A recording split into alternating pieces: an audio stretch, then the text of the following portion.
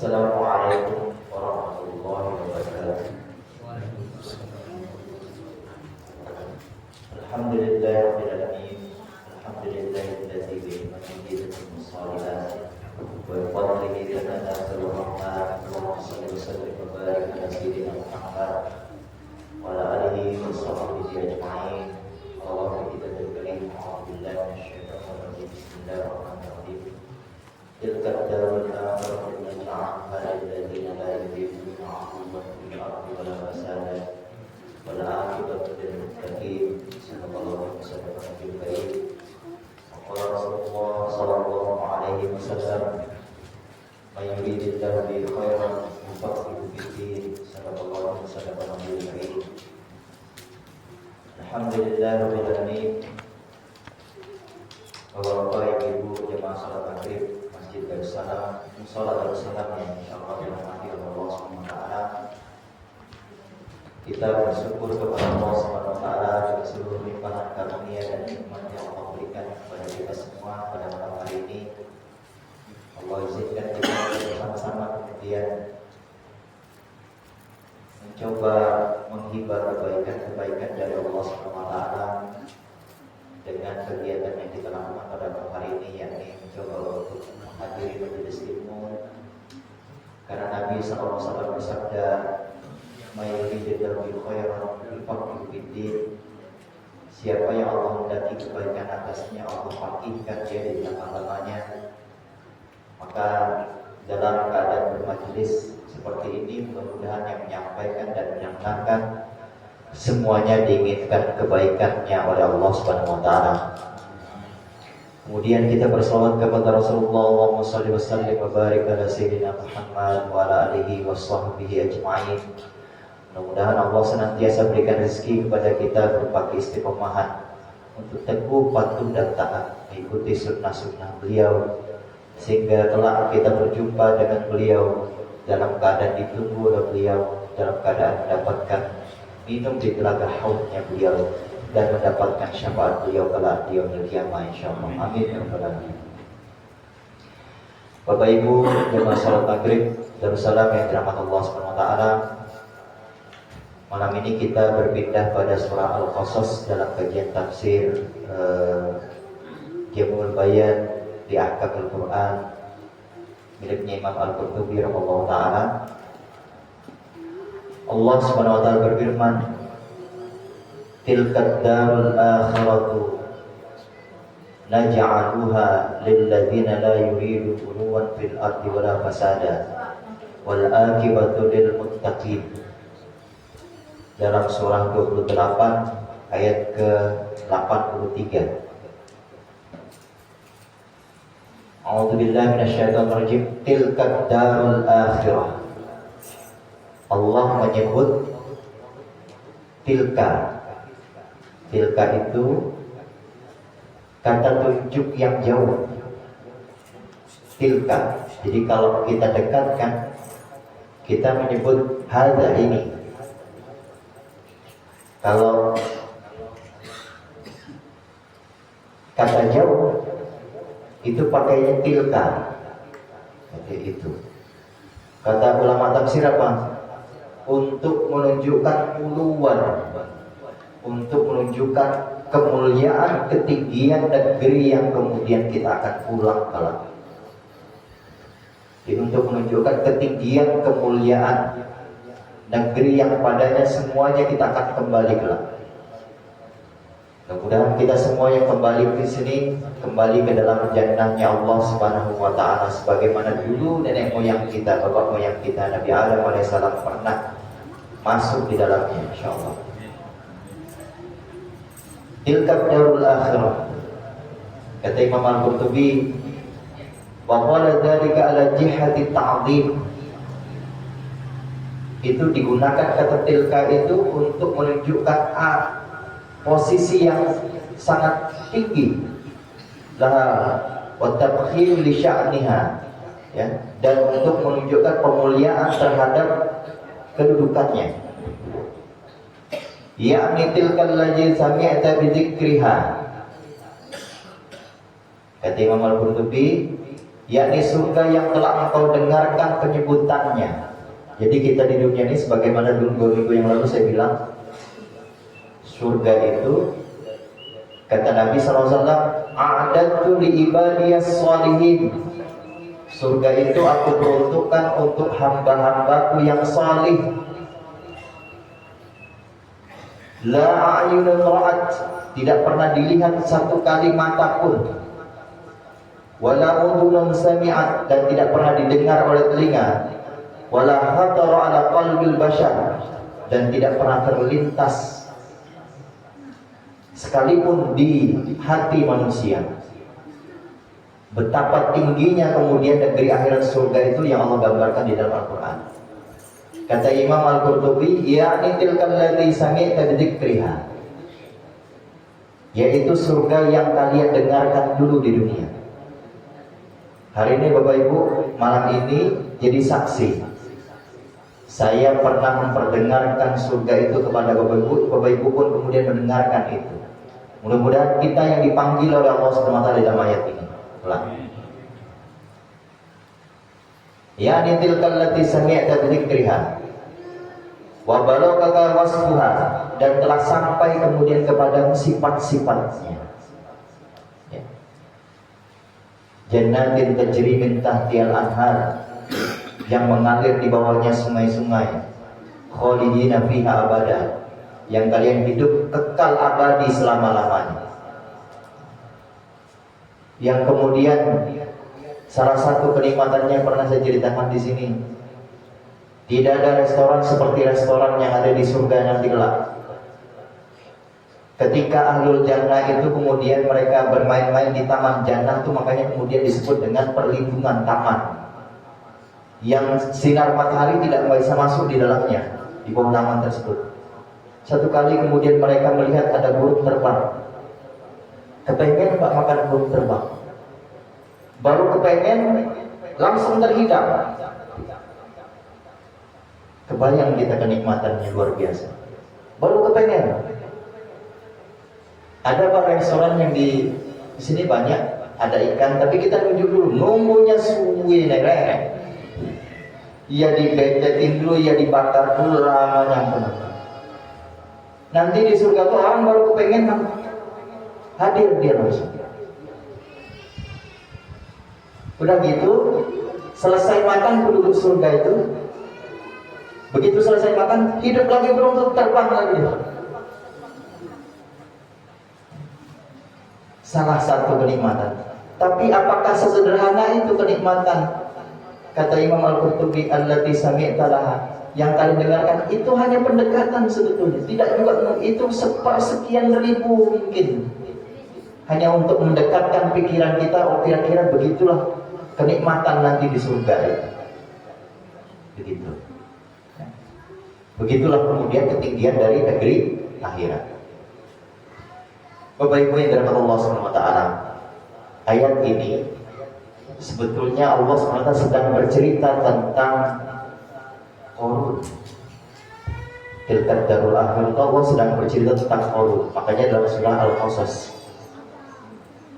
Qarun kita semua tahu, bahkan sejak kecil kemudian orang tua kita sering menceritakan kepada kita Qarun.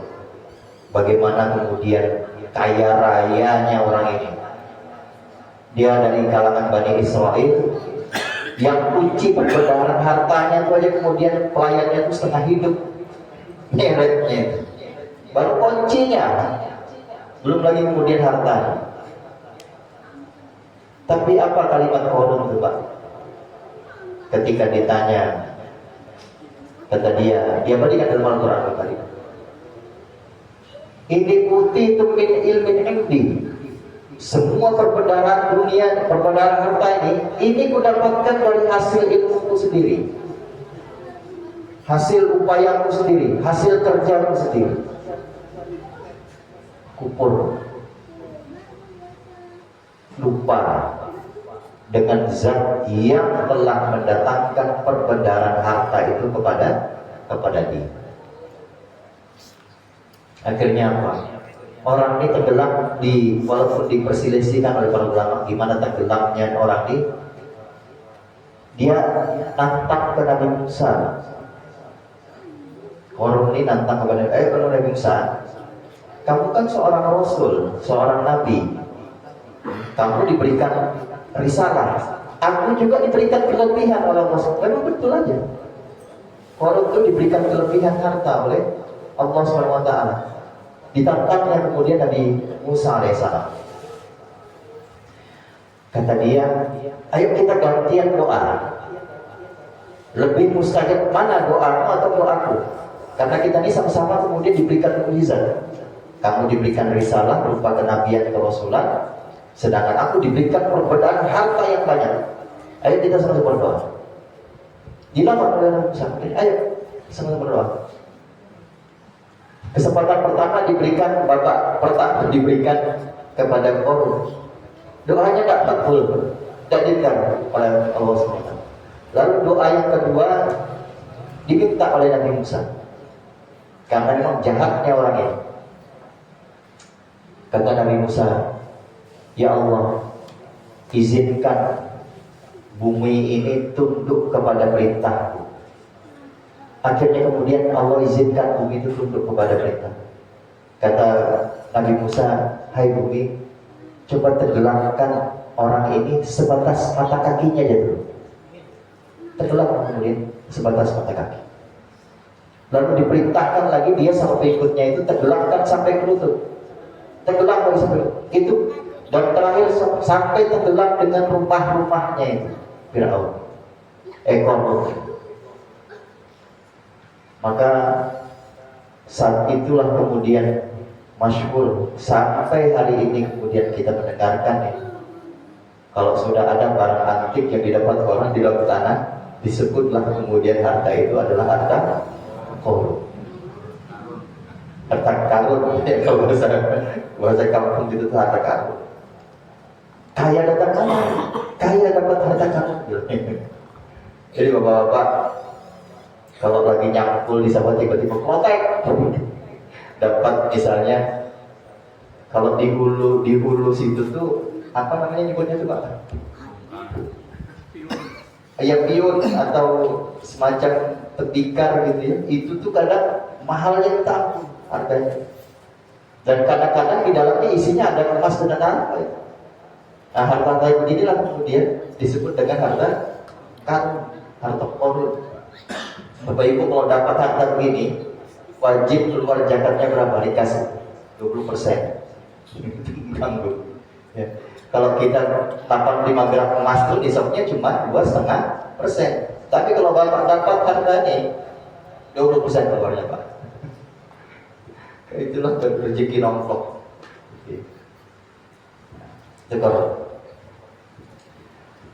Lalu kemudian kata Allah SWT, alladzi naj'aluha lilladzina la yuriduna 'uluwan fil ardi wala fasada. Yang negeri tertinggi surga itu kami jadikan untuk orang-orang yang tidak menginginkan uluan. Uluan itu meninggi, haus dengan popularitas, haus dengan jabatan, meninggi. Kalau dia punya harta, dia ingin kemudian dipuji dengan hartanya. Kalau dia punya jabatan, dia ingin kemudian populer dengan jabatannya. Nah, syarat negeri akhirat yang luar biasa itu, kata Allah SWT, naj'aluha lilladzina la yuriduna 'uluwan fil ardi. Kami tidak peruntukkan negeri itu, surga itu untuk orang yang kemudian uluan. Uluan ini kata Imam Al-Qurtubi dalam tafsirnya ini, ay rif'atan wa takabburan 'alal imani wal iman. yakni orang yang tidak menginginkan kedudukan tinggi, yang berlaku sombong sewenang-wenang terhadap iman dan orang-orang yang beriman. Bapak Ibu yang dirahmati Allah SWT, kita semua tahu takabur, sombong itu penyakit pertama yang ada di langit, dan penyakit pertama pula kemudian ada di yang kadang oleh para ulama dihubungkan kemudian dengan penyakit hasad. Awal mulanya kemudian hasad. Makanya kata Nabi SAW, iyyakumul hasad, berhati-hatilah kalian terhadap penyakit hasad. Fa innal hasada ya'kulul hasanat, karena penyakit hasad ini bisa memakan kebaikan-kebaikan kita. Bertahun-tahun kita sholat, bertahun-tahun kita puasa, bertahun-tahun kita zakat haji, bertahun-tahun kita infak sedekah, bisa habis semuanya itu Pak, kalau kita menyimpan penyakit hasad.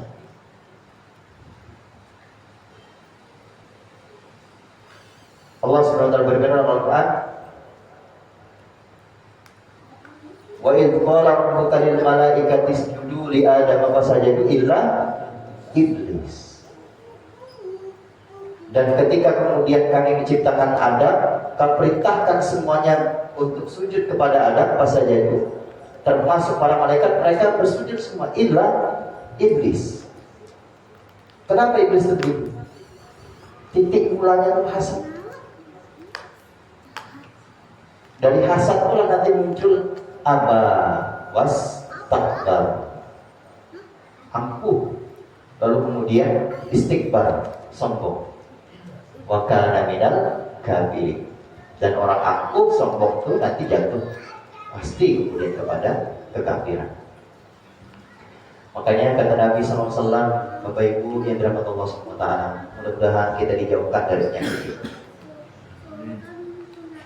Kata Nabi SAW, la yadkhulul jannah man kana fi qalbihi mithqala dzarratin minal kibr.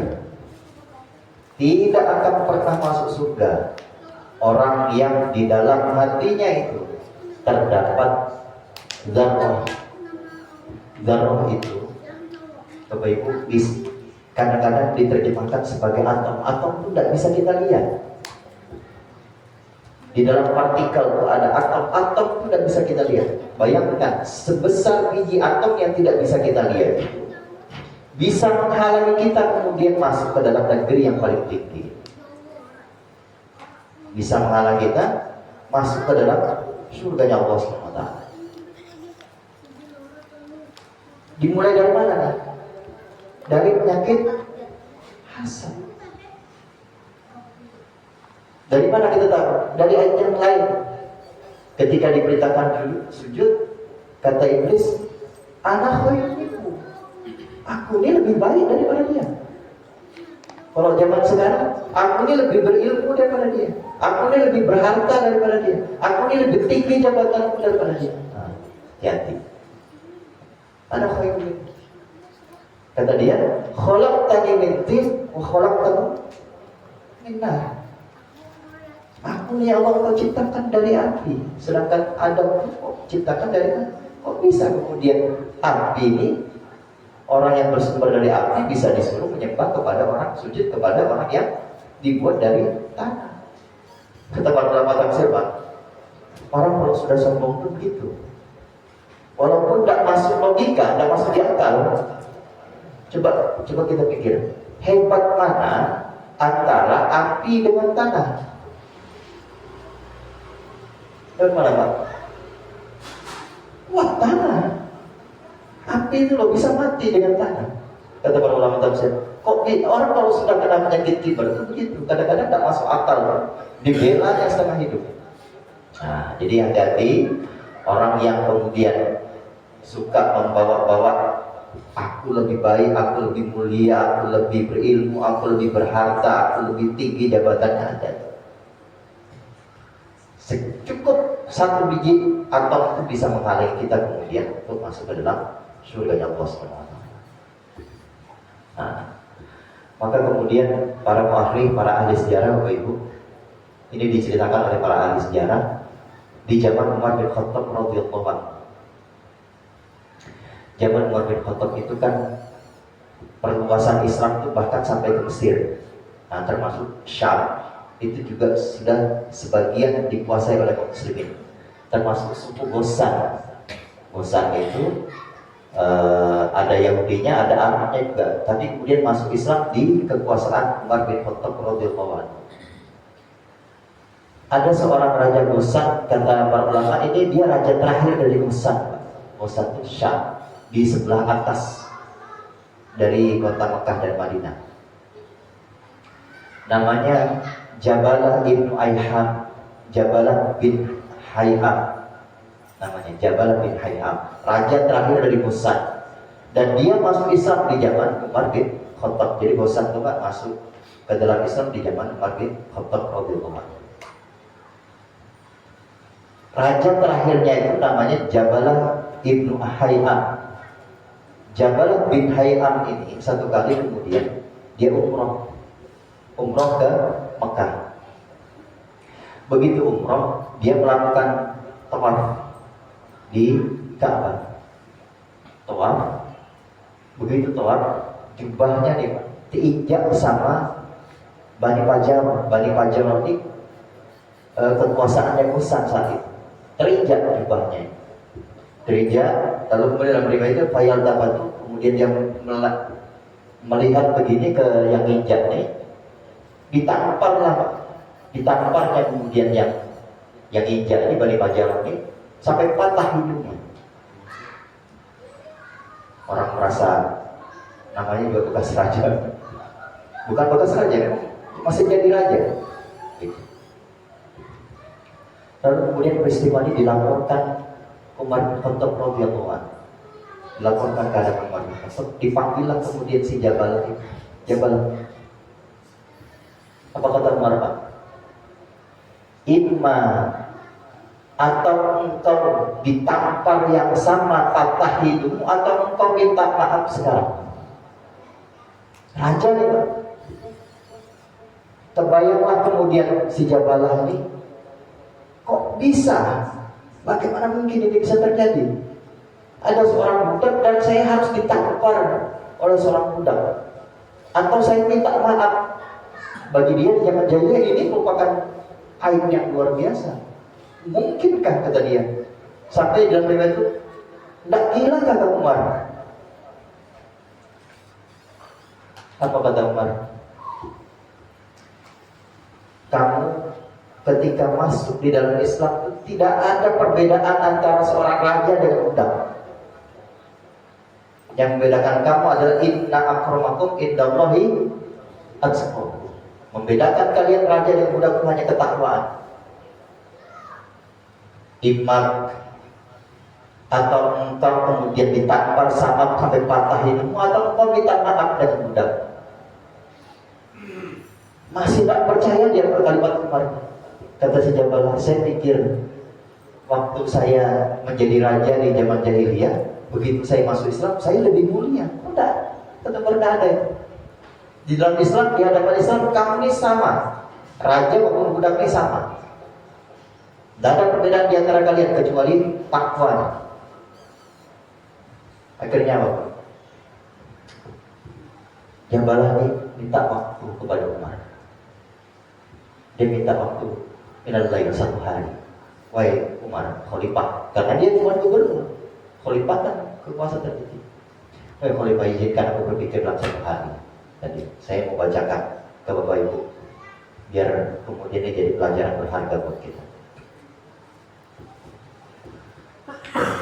Akhirnya dia berpikir malam itu. Tapi karena orang terbiasa keluar, orang biasa ampuh, biasa meninggi, itu sifat itu kadang masih nempel dalam dirinya, walaupun dia sudah Islam. Akhirnya apa? Memilih untuk murtad. Malam itu Jabalah ini lari keluar dari kota Madinah, keluar dari kota Mekah, lari pergi ke Syam. Dan perbuatan dia ini diikuti oleh pengikut-pengikut setianya. Memilih untuk murtad, lari ke Syam, lalu kemudian minta perlindungan kepada Raja Romawi. Namanya Raja Romawi yang dulu pernah jadi kekuasaannya, senang lah. Ya, makanya jangan masuk Islam. Islam itu kamu diperlakukan begitu, gitu. Dimuliakan emang dia. Kata para perawi, sampai satu masa hari berganti hari, bulan berganti bulan, tahun berganti tahun, lalu kemudian sampai berlalu waktu yang sampai lama. Menyesallah, baru titik kali itu dia kemudian punya penyesalan yang mendalam. diberikan oleh Allah SWT penyesalan di dalam dirinya. Akhirnya kemudian dia buat syair-syair itu masyhur sampai hari ini diabadikan berapa. Kita bacakan syair. Apa kata dia? Tanassaratil asrar min 'arin ladamah. Ya. Kaum bangsawan, kata dia, memilih untuk menjadi Nasrani karena malu oleh satu tamparan. Padahal orang bisa hilang memang. Tamparan yang memang bisa terjadi. Tapi karena satu tamparan kemudian semuanya berubah. Ya. Wa makana fiha law sabartu laha Allah. Padahal kata dia, tidaklah kemudian kalau aku bersabar tidak ada baik sedikit pun darinya. Padahal andai kemudian kalau dia diminta maaf, dimaafkan kan? Dimaafkan. Tidak mungkin lo budak berani rampar seorang raja, tidak mungkin. Tapi karena uluan dari penyakit meninggi. Lalu kata dia,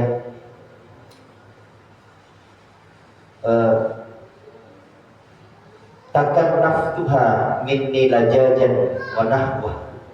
Aku mempertahankannya karena keras kepala dan kesombongan. Ya. Wa bi'tu lahal ainan sahihah bil amal, hingga kutukar mata yang sehat ini dengan mata yang buta.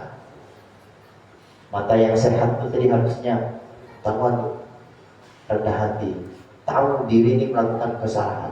Apa sulitnya kemudian minta maaf, itu mata yang sehat. Tapi mata yang buta ditutupi dengan penyakit puluhan tadi, penyakit meninggi.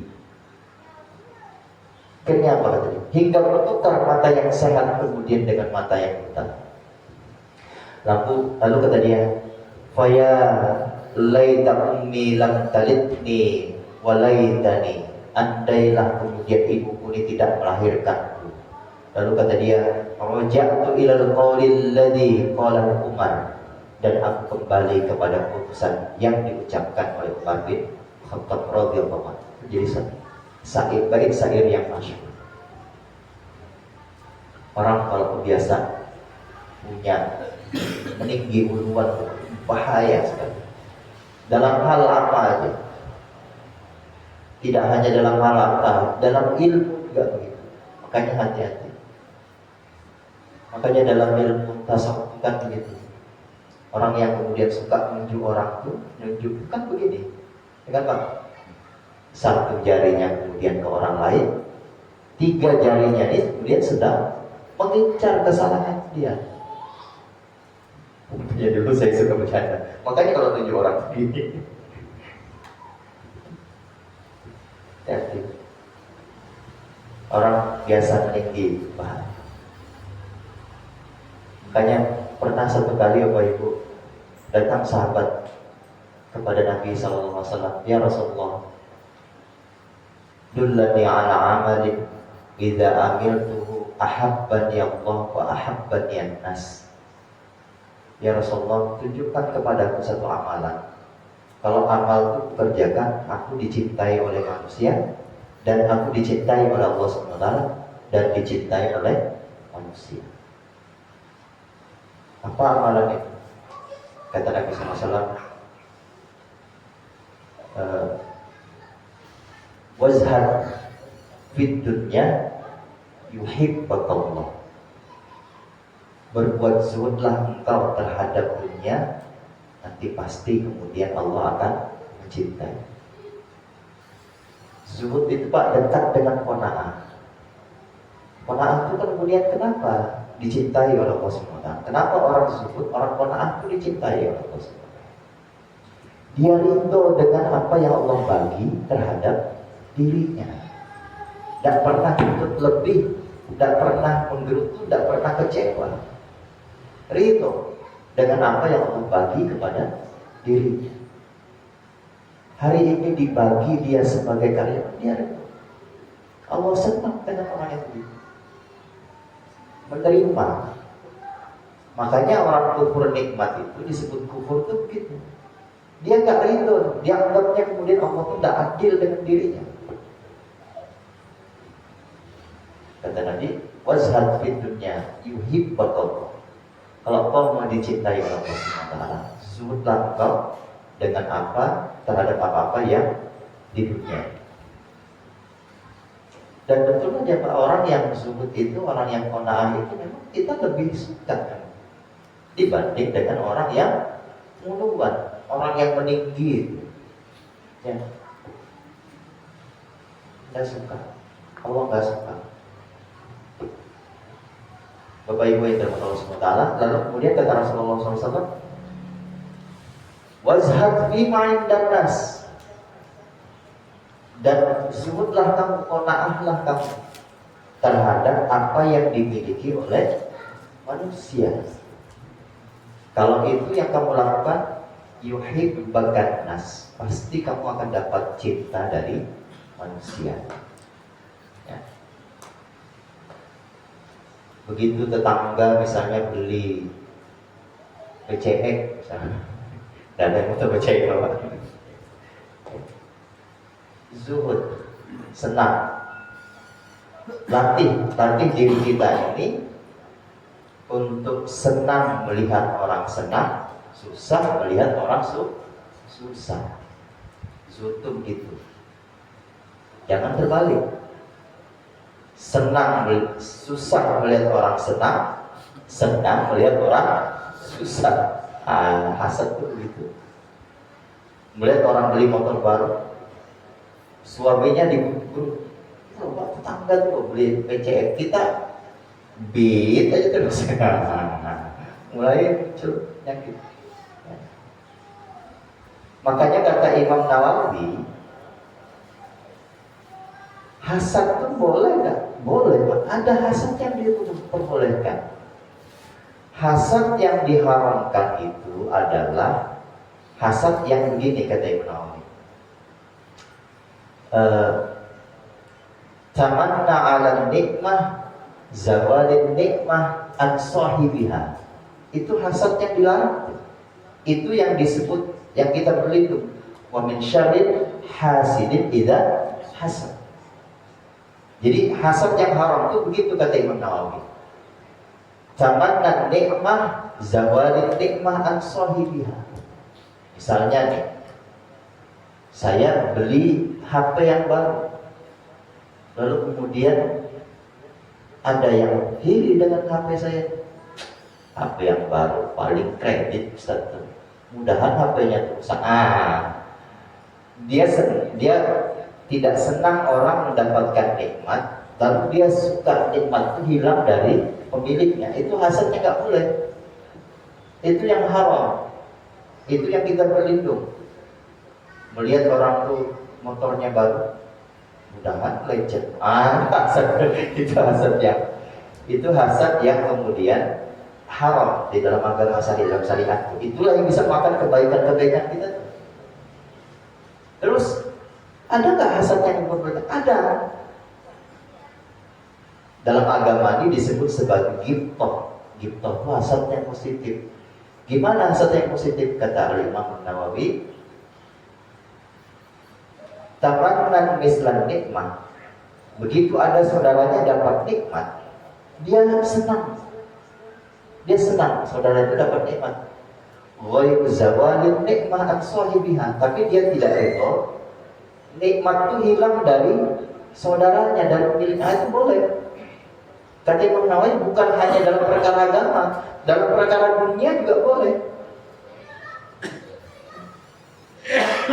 Melihat Pak Kontrol punya NMAX, alhamdulillah Pak Kontrol punya, ya Allah berikan juga NMAX yang sama supaya kemudian, tapi jangan hilangkan NMAX Pak Kontrol itu, buat Pak Kontrol itu lebih lagi kemudian supaya dia bisa beli Pajero lagi. Itu boleh tuh. Pajero panas di Pajero. Aku punya panas di Pajero. Itu boleh tuh Pak. Bapak ibu juga boleh.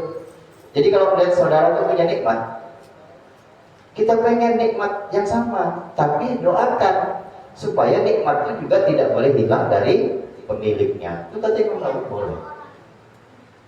Itu namanya di dalam agama disebut dengan ghibthah, cemburu yang boleh.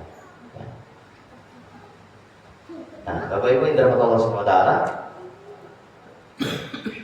lalu kata Imam Al-Qurtubi, wala fasadan, dan surga itu diperuntukkan kepada orang-orang yang tidak berbuat kerusakan di muka bumi. Ya. Dulu pernah saya ceritakan, Allah selalu berfirman dan surah Al-Qasas pun juga. Wabtagi bima ataqallahi darul akhirah wa la tansa nasibaka minad dunya wa ahsin kama ahsanallahu ilaikum wallahu la yuhibbul fasad. Dan carilah apa yang Allah anugerahkan untuk negeri akhirat kalian, wala tansa nasibaka minad dunya. Tapi jangan juga kemudian lupa dengan urusan jatah dunia kalian. Jadi kita ini disuruh tawazun tengah-tengah. Makanya kata Nabi SAW itu khairul umur awsatuha, sebaik-baik urusan itu tengah-tengah. Ya kita betul disuruh mencari dunia, disuruh mencari negeri akhirat, tapi juga tidak boleh meninggalkan jatah dunia kita. Karena dunia ini mazru'atul akhirah, tempat kita bercocok tanam, tempat kita menanam benih-benih amal yang nanti panennya di dalam surganya Allah SWT itu. Amalah fasadan juga. Dan boleh membuat kerusakan di muka bumi. Kalau di muka bumi ini aja kemudian tidak boleh berbuat kerusakan, apalagi kemudian berbuat kerusakan untuk manusia. Makanya kita hari ini alhamdulillah negeri kita ini habislah kemudian harta-harta masyarakat, harta negara ini dirampok oleh para pejabat-pejabat yang berbuat kerusakan.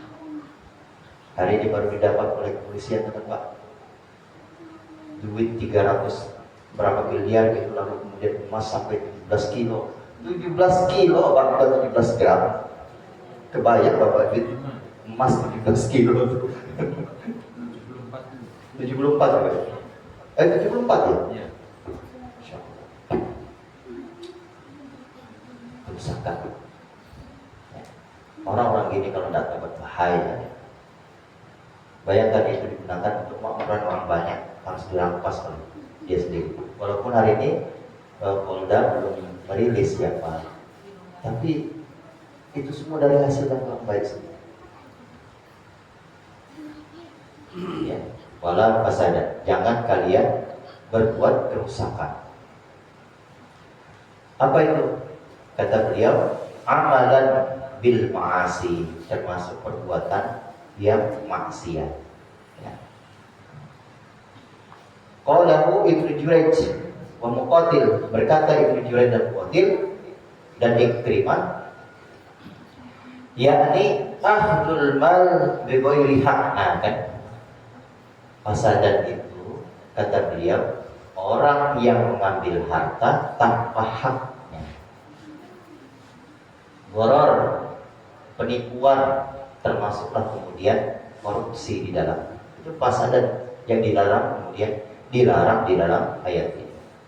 Akhdul mal bi ghairi haq, orang yang mengambil harta tanpa haknya. Bukan hanya pejabat juga, ya kan? Para pegawai, para pedagang, itu terancam semua. Makanya kemudian kalau melakukan jual beli, lakukanlah jual beli dengan yang hak, yang halal. Ya. Makanya kata Nabi SAW, at-tujar saduq, para pedagang, para bisnis yang saduq, ya, ma'an nabiyyin wa siddiqin fil jannah, bersama kemudian para nabi dan para shadiq di surganya Allah SWT. Mengambil harta dengan yang hak.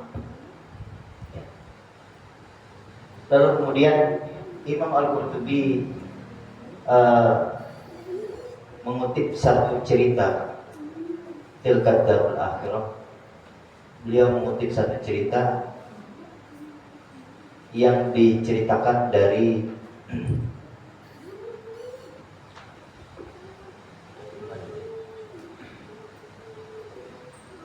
ini.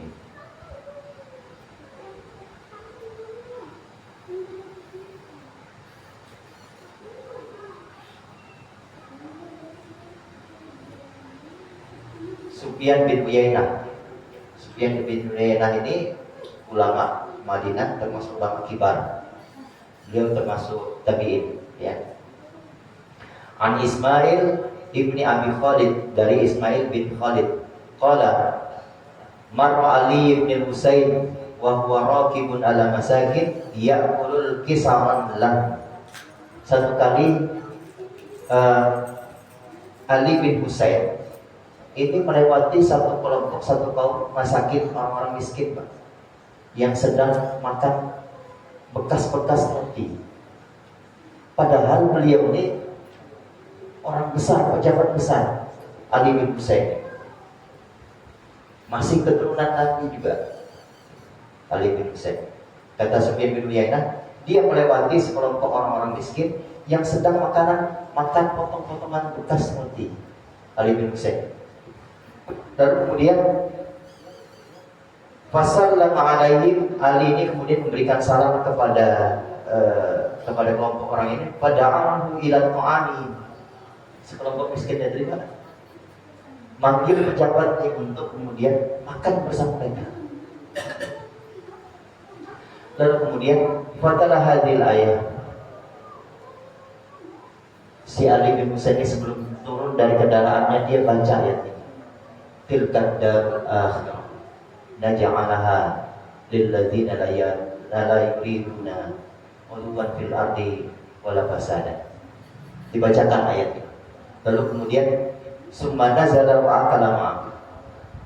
Tawaduknya orang dulu, pejabat, ulama besar, ketika ada orang miskin makan bekas-bekas seperti itu, ditawarin turun ikut makan. Tawaduknya pejabat itu turun makan. Lalu kemudian si Ali Husain ini berkata, qad ajabtukum fa ajibuni. Hai kalian yang undang saya tadi itu, kalian ajak aku makan roti bekas tadi kan sudah ikut makan juga. Lalu kemudian tolong juga kalian ijabah undanganku. Apa undangannya? Fahamalahum ila manzil.